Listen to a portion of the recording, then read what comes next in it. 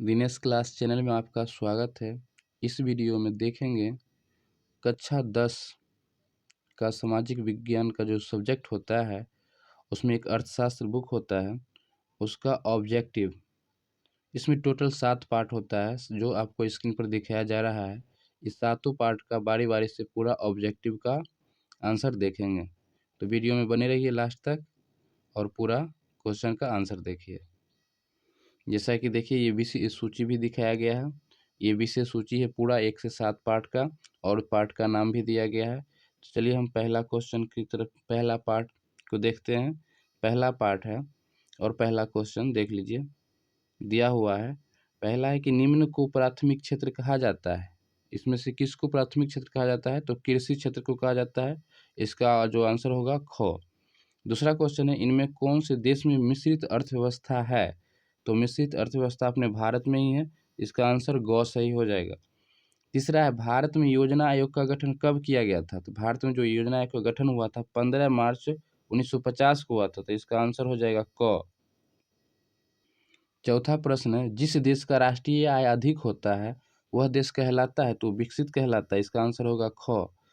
पांचवा है, इनमें से किसे पिछड़ा राज्य कहा जाता है? तो बिहार को कहा जाता है। जो लिखा हुआ है ऑप्शन उसमें से बिहार को कहा जाता है, तो इसका आंसर ग सही हो जाएगा, बिहार।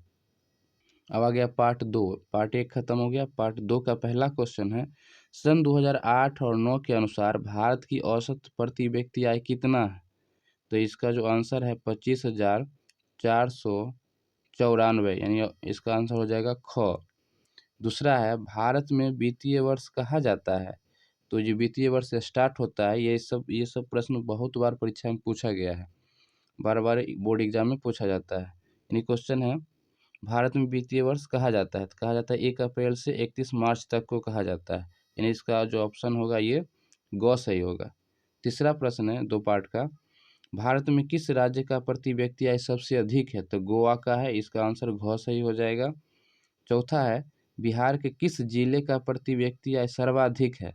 तो पटना का है। इसका आंसर क सही हो जाएगा। पांचवा है, उत्पादन एवं आय की गणना विधि आर्थिक दृष्टिकोण से है? तो यानी सहज, वैज्ञानिक और व्यवहारिक। तो इसका जो आंसर हो जाएगा इनमें से तीनों, घ इसका सही हो जाएगा। पार्ट 3 का ये कुछ याद करने योग्य था, उसको हम यहाँ लगा दिए हैं। और ये भी पूछा जाता है, दिया हुआ है विश्व की कुछ देश और उसका मुद्रा। जैसे भारत का दिया हुआ है रुपया, भारत का रुपया है, और पाकिस्तान का भी रुपया ही होता है, और बांग्लादेश का टका होता है। नेपाल का रुपया होता है, नेपाली रुपया होता है, और अमेरिका का डॉलर होता है, और इंग्लैंड का पाउंड होता है। तो ये भी याद कर लीजिए, ये भी परीक्षा में 1-2 रहता ही है। रूस का रूबल होता है, और सिंगापुर का डॉलर होता है, अफगानिस्तान का अफगानी होता है, ईरान का रियाल होता है, और इराक का दिनार होता है, स्वीडन का क्रोना होता है। देखिए पार्ट 4 का पहला प्रश्न है, गैर संस्थागत वित्त प्रदान करने वाले सबसे लोकप्रिय साधन कौन है? तो इसका जो आंसर होगा वो हो जाएगा महाजन, यानी कि ऑप्शन ख सही होगा। दूसरा है, इनमें से कौन संस्थागत वित्त का साधन है? तो ये होगा जाएगा व्यावसायिक बैंक, यानी इसका ऑप्शन ग सही होगा। तीसरा है, भारत के केंद्रीय बैंक कौन है? तो रिजर्व बैंक ऑफ इंडिया, यानी इसका आंसर क सही हो जाएगा। चौथा है, राज्य में कार्यरत केंद्रीय सहकारी बैंकों की संख्या कितनी है? तो इसका जो आंसर होगा वो 25 हो जाएगा, यानी घ सही होगा। पांचवा प्रश्न है, दीर्घकालीन ऋण प्रदान करने वाली संस्था कौन सी है? तो ये हो जाएगा भूमि विकास बैंक, यानी ऑप्शन ख सही हो जाएगा। छठा है, भारत की वित्तीय राजधानी किस शहर को कहा जाता है? तो मुंबई को कहा जाता है। ऑप्शन क सही हो जाएगा। सातवां है, सहकारिता प्रांतीय सरकारों का हस्तांतरित विषय कब बने? तो ये बना था 1919 ईस्वी में। इसका आंसर 7 का ख सही हो जाएगा। आठवां है, देश में अभी कार्यरत क्षेत्रीय ग्रामीण बैंक की संख्या कितनी है? तो 196 है। इसका आंसर घ सही हो जाएगा।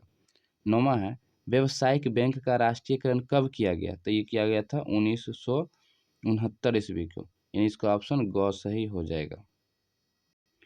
अब आ गया पांच पार्ट का पहला प्रश्न है, आर्थिक विकास का तीसरा क्षेत्र है? तो आर्थिक विकास का तीसरा क्षेत्र होता है सेवा क्षेत्र, इसका ऑप्शन घ सही हो जाएगा।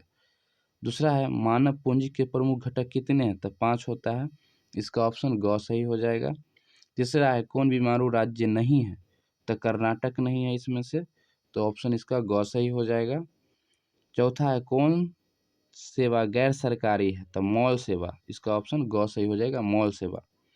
पांचवा ऊर्जा के प्रमुख स्रोत क्या है, तो कोयला, पेट्रोलियम, विद्युत या इनमें सभी, तो इसका ऑप्शन इनमें से सभी सही हो जाएगा। यह है पार्ट 6। पार्ट 6 का पहला क्वेश्चन है नई आर्थिक नीति में किसे सम्मिलित किया गया है, तो इसमें जो इसका जो आंसर हो जाएगा ये हो जाएगा उपयुक्त सभी, उदारीकरण, निजीकरण, वैश्वीकरण, उनमें से सभी हो जाएगा। दूसरा क्वेश्चन है वैश्वीकरण के प्रमुख अंक कितने हैं, तो वैश्वीकरण के प्रमुख अंक 5 है, इसका ऑप्शन ग सही हो जाएगा। तीसरा है इनमें कौन बहुराष्ट्रीय कंपनी है, तो फोर्ड मोटर्स, सैमसंग और कोको कोला, इनमें सभी सही हो जाएगा। अगला है वैश्वीकरण का अर्थ है, तो वैश्वीकरण का अर्थ है व्यापार, पूंजी, तकनीक हस्तांतरण, सूचना प्रवाह द्वारा देश की अर्थव्यवस्था का विश्व अर्थव्यवस्था के साथ समन्वय करना, यानी इसका ऑप्शन ख सही हो जाएगा। अब ये 7 पार्ट और ये बुक का अंतिम पार्ट है 7। उसका पहला प्रश्न है भारत उपभोक्ता संरक्षण अधिनियम की घोषणा कब हुई, तो ये हुई थी 1986 में, ऑप्शन इसका क सही हो जाएगा।